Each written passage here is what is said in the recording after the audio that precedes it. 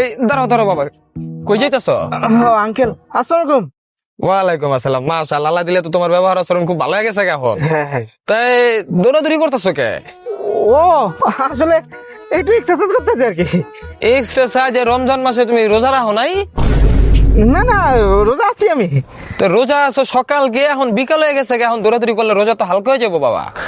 ও আসলে আঙ্কেল আমার এটা অভ্যাস হয়ে গেছে, সমস্যা হয় না আমার। অভ্যাস আছে, ইয়াং বয়স তো, ঠিক আছে মাশাআল্লাহ। আচ্ছা যাই হোক, আজকে আমার বাড়িতে তোমার কাকি অনেক রান্না বান্নার আয়োজন করছে, ইফতারের আয়োজন আর কি। এলাকার অনেক মানুষজন আইবো, তুমিও যাইবা, দাওয়াত দিলাম।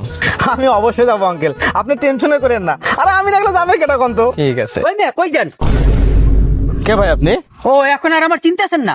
না তো। একটু আগে যে আমার দোকান থেকে সিগারেট খেয়ে বিল না দিয়ে চলে গেছে। বিলটাকে আপনার বাপে দিব? ওই মেয়ে বিল দেন।